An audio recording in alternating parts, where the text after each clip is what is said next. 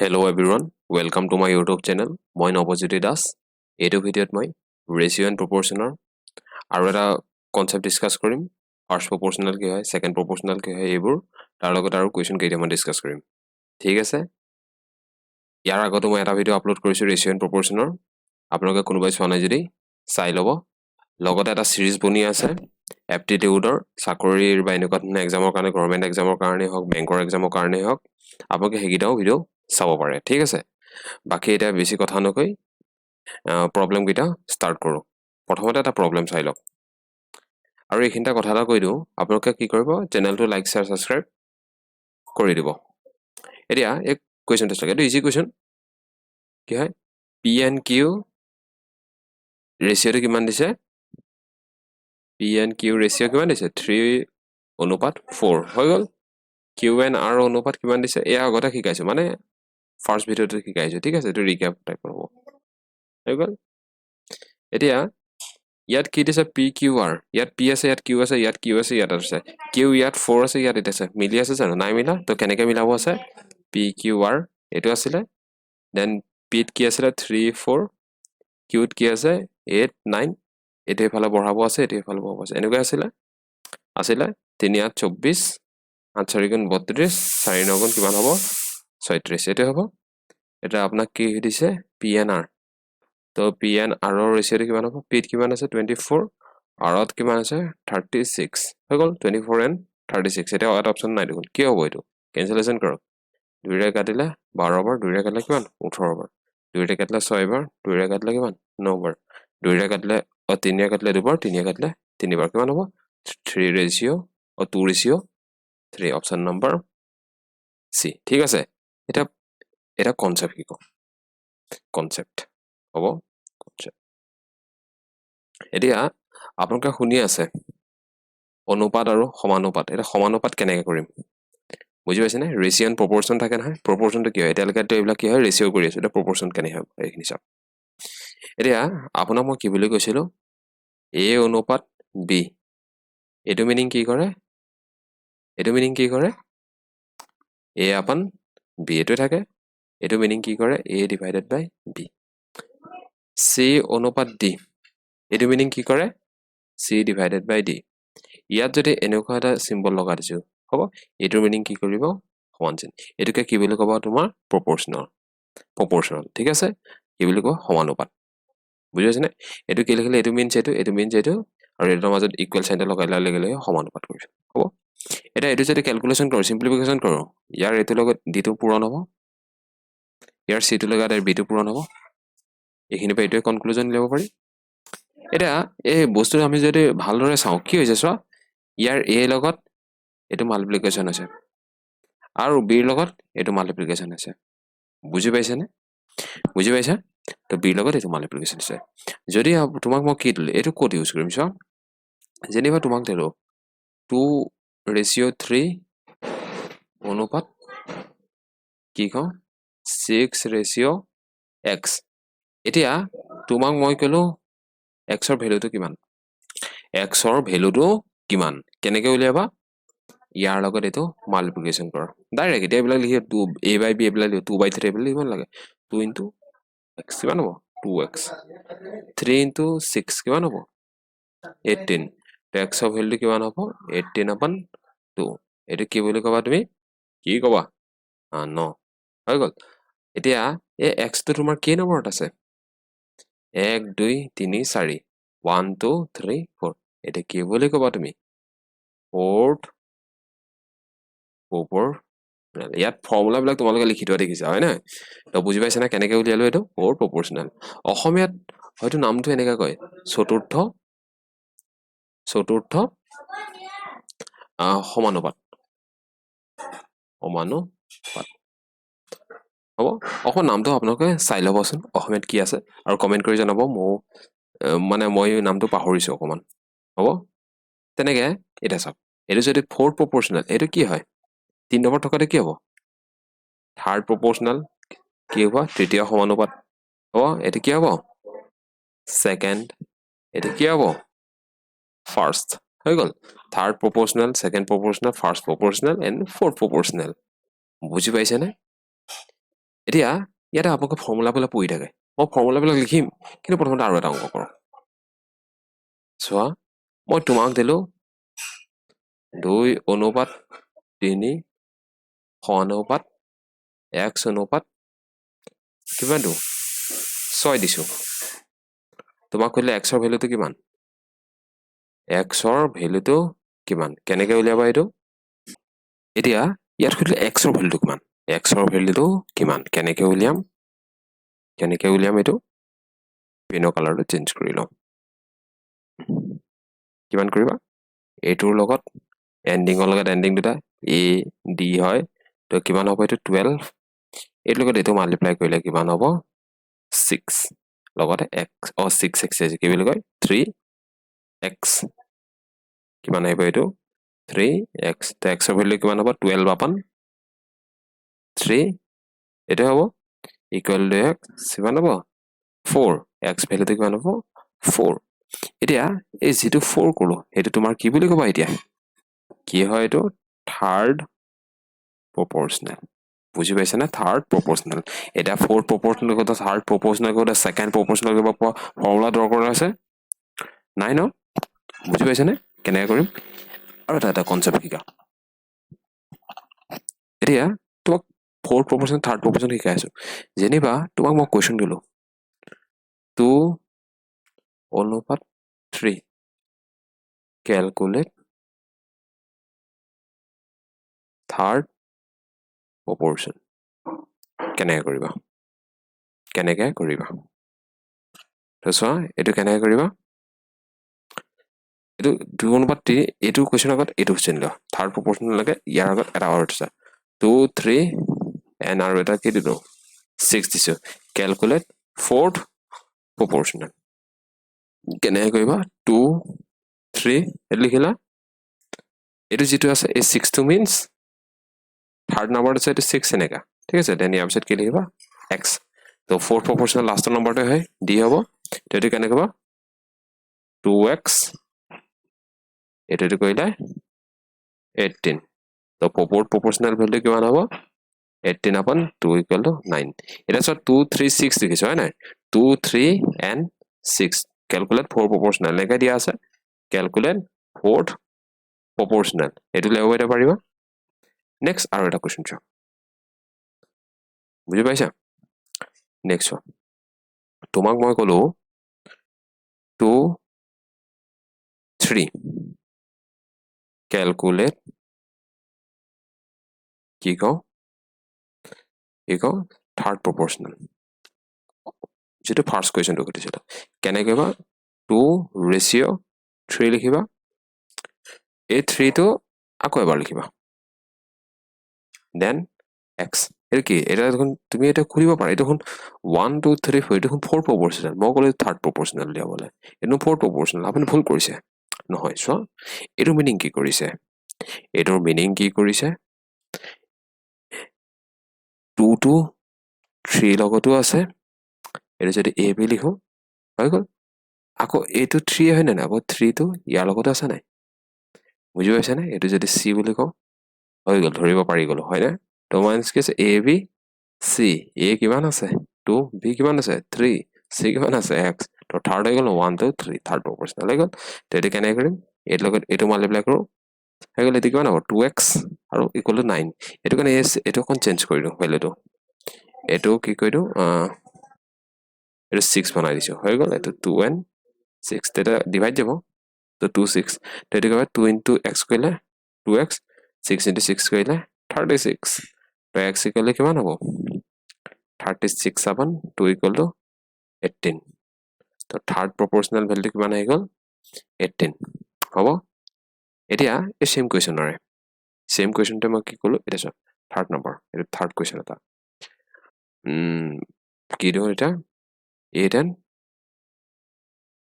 10 হৈ গল calculate fourth proportional so question level to কেনেকৈ increase কৰি গৈ আছো calculate fourth proportional এতিয়া এটো কেনেকৈ লিখিম এটো কেনেকৈ কৰিম so তুমি 8 ratio 10 লিখি দিলা আগৰটো নিচিনা কি কৰিবা 10 ratio x লিখা আচ্ছা এটা তোমালোকে ক'বা আপুনি চোন অকমান আগতে ক'লে x টো থাৰ্ড প্ৰপৰ্চনেল আছিলে মোক খুদিছে ফ'ৰ্থ প্ৰপৰ্চনেল এটোতো আপুনি ভুল কৰিছে হয় মই এটো থাৰ্ড প্ৰপৰ্চনেল ওলাইছো থাৰ্ডৰ পৰা ইউজ কৰি মই ফ'ৰ্থ কৰিম কি কৰিম চাওক ফাৰ্ষ্টতে মই কি ক্যালকুলেট কৰিব লাগিব এনেকা কোৱেশ্চন দিলে যদি দুটা ৰেচিঅ দিয়া first calculate the third proportional then by using the third proportional calculate the fourth proportional বুজি পাইছে না প্ৰথমতে থাৰ্ড proportional টো উলিয়াওক তাৰ পিছত কি কৰিব থাৰ্ড proportional টো ইউজ কৰি ফ'ৰ্থ টো কৰিম এটা থাৰ্ডে হয় একো বেলেগ নহয় তো এটো কিবা 8 into x কৰিলে কিমান হ'ব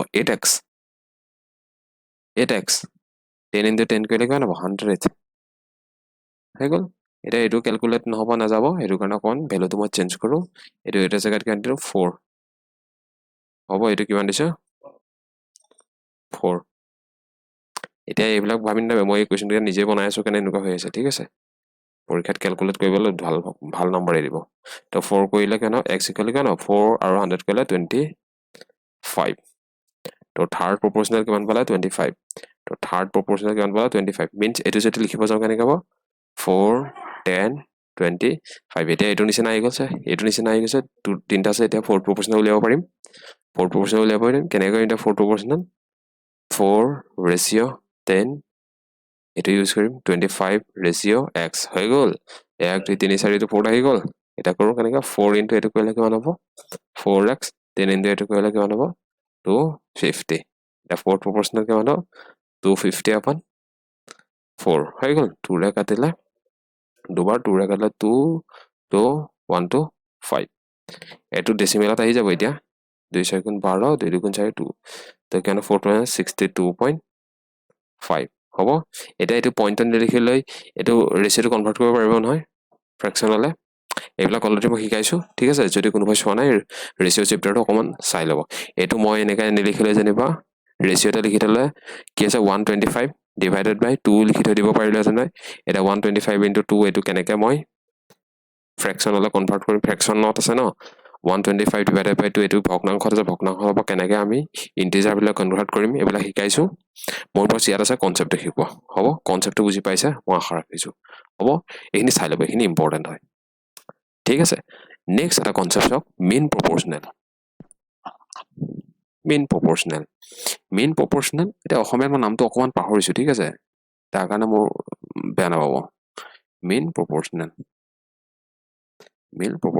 এটো কেনেকৈ চাওক দুটা আছে বাট 2 and 3 দিছো ইয়াৰ mean proportional কিমান বুলি কৈছো ইয়াৰ mean proportional কিমান বুলি কৈছো হ'ব কেনেকৈ উলিয়াব এটো চাওক কেনেকৈ mean means কি হয় মাজৰ mean means মাজৰ এটো কি কৰিব আপোনালোকে 2 লিখিব mean means মাজৰ ইমানতে মন ৰাখিব হ'ব 2x লিখিব then 6 লিখিব এটা তিনটা থাকিলে কেনেকৈ লিখিম এটা গম পাই গ'ল নহয় কেনেকৈ তাৰপিছত কেনেকৈ 2 অনুপাত x অনুপাত x অনুপাত 6 হৈ গ'ল তো 2 লগত 6 মাল্টিপ্লাই হ'লে কিমান হ'ব 12 x ৰ লগত x কৰিলে কিমান হ'ব x স্কয়াৰ হৈ গ'ল x ইকুৱেল কিমান হ'ব √12 √12 মিন্স কিমান হ'ব 2 এটা বৰ্গমূলত আহি গৈছে এটা ভাবিব কি কৰি আছো বাস এটা সংখ্যাটো এনেকৈ ওলাব ঠিক আছে এটা ভগ্নাংশত পৰীক্ষাত বৰ্গমূল ওলোৱা নিদিব নহয় হ'ব বাস মনত ৰাখি থব ফৰ্মুলাটো mean proportional বুলি খুদিলে হ'ব mean proportional এটো চাগে মাধ্য সমানুপাত বুলি ক'ব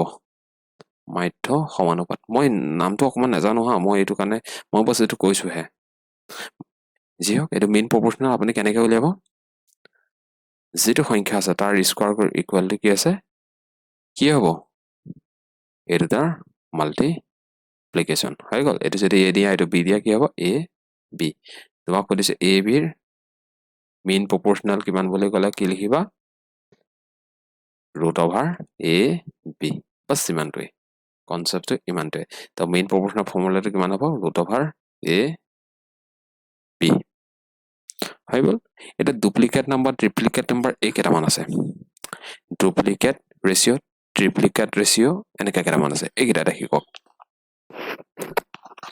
এতিয়া ফাৰ্ষ্ট আপোনাৰ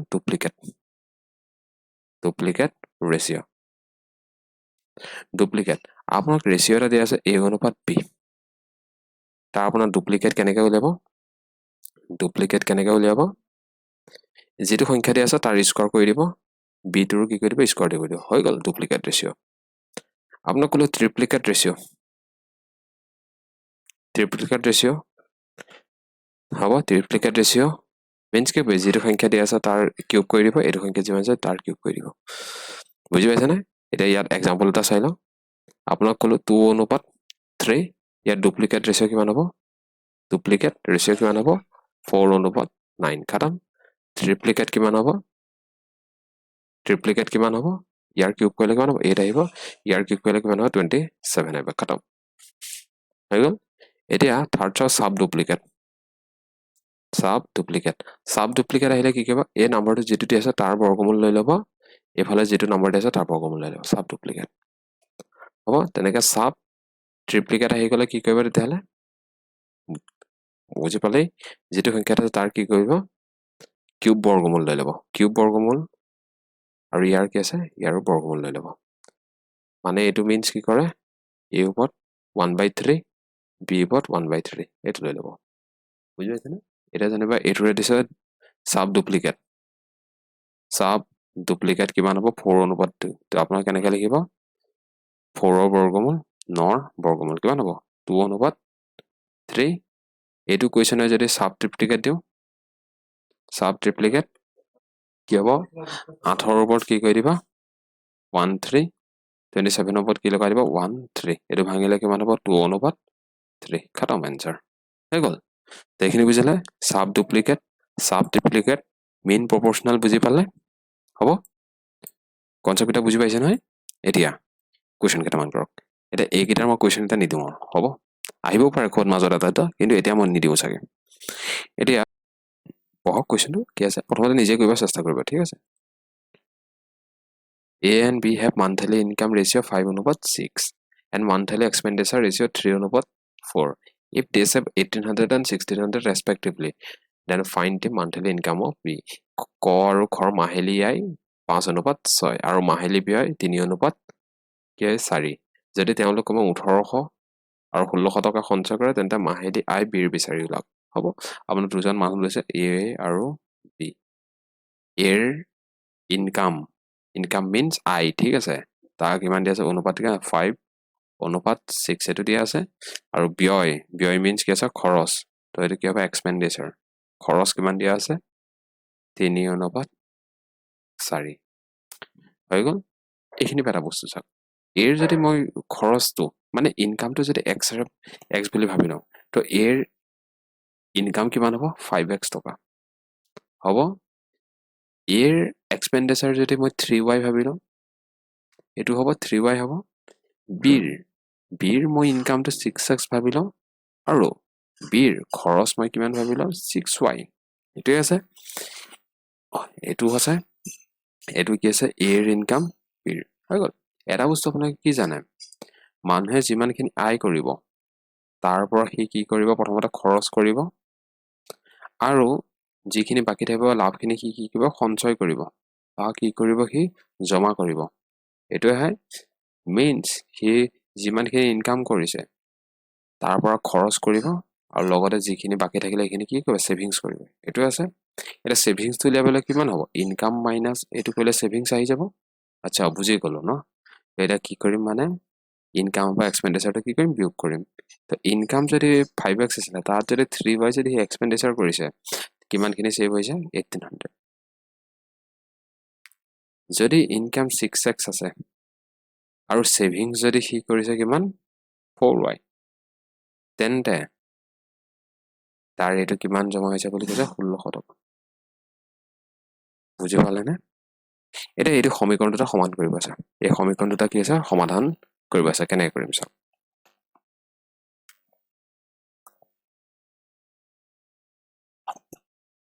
এই সমীকৰণটা এতিয়া সমাধান কৰি দিলে xy ভ্যালু ওলাই দিলে आंसर ওলাই যাব কেনেকৈ কৰিম এটো চাওক এটো ভিন্ন কালাৰটো মই চেঞ্জ কৰিছো এটো চাওক ইয়াত y এৰ কোএফিচিয়েন্ট কিমান আছে 3 আছে ইয়াৰ কিমান আছে 4 আছে এই গুটেই নাম্বাৰটো কেহেৰা পূৰণ কৰি দিয়ক আপুনি 4 এ পূৰণ কৰি দিয়ক এটো 4 আৰু এই গুটেই নাম্বাৰটো কেহেৰা পূৰণ কৰি আপুনি 3 এ পূৰণ কৰি দিয়ক তেতিয়া কি হ'ব চাওক এটো সমীকৰণ কেনেকৈ যাব 4 এ পূৰণ কৰিলে 4 5 4 গুণে 20 হ'ব এক মিনিট এটো এটো 5 4 গুণ কিমান হ'ব 20x এটো কৰিলে 4 3 গুণে 12y আৰু এইটো কৰিলে 6 4 গুণ 24 4 3 770 400 এইটো ইকুৱেশ্যন নম্বৰ 1 দিলে এইটো নম্বৰটো 3 এ মাল্টিপ্লাই কৰিলে কিমান হ'ব 6 3 18 4 3 গুণে 12 6 3 18 4800 হৈ গ'ল এইটো ইকুৱেশ্যন নম্বৰ কিমান দিটো 2 এটা এইটো বাৰু সেম হৈ আছে লগতে চিন দুটা কি আছে সেম আছে যেতিয়া তোমালোকে সাইন যেটা সমান সমান দিবা এইটো যদি সমান সমান মানে এইটো যোগ আৰু যোগ আছে যেনিবা বিয়োগ আৰু বিয়োগ আছে সেম সাইন থাকে সদায় দুইটা ইকুৱেশ্যন কি কৰি দিবা মাইনাস কৰিবা 1 - 2 তো 1 - 2 কৰিলে কিমান হ'ব 20x - 12y left side lock left side 18x - 12y equal to 7400 minus 1400 or 4800 এইটো হ'ব তো এইটো ব্র্যাকেটটো উঠাইলে কেন 2800 minus 12y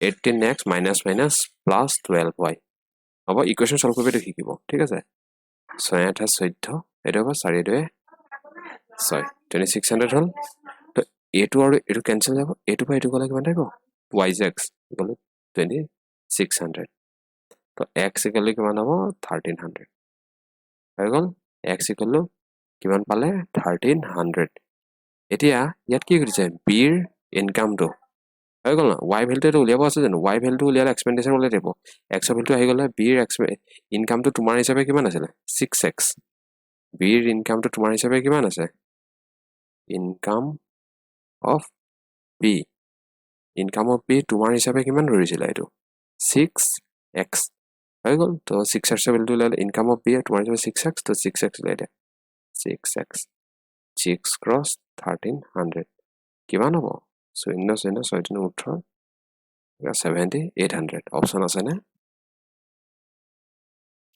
নাই দেখোন অপশন কি হল এটো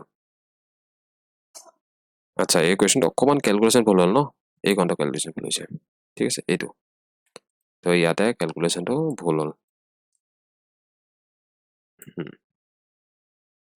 তো এইখিনি অকমান ভুল হ'ব এইখিনি ক্যালকুলেশনটো কৰা তো কিমান হ'ব এইটো 8 4 32 7200 হল হৈ গ'ল এটা 7200 মাইনাস কৰিলে কিমান হ'ব 8 4 12 4 2400 বিয়োগ কৰিলে কিমান হ'ব 1200 হ'ব 1200 into 2 কৰিলে কিমান হ'ব 6 দুগুণ 12 70 200 অপশনটো কিমান 70 200 ঠিক আছে এটা ক্যালকুলেশনটো কোন ভুল হল তাৰ কাৰণে মই দুখিত জিওক আপোনালোকে ক্যালকুলেশনটো ভালকে চাব ঠিক আছে তেন্তে কষ্ট এটা অপশনো ভুলকে মাৰিছো তো কি মাৰিছো এইটো 72 এটা এইটো কোৱেশ্চন চোৱা কি আছে এইটো rupees 4500 is distributed among ABC in ratio 3 ratio 7 ratio 5 respectively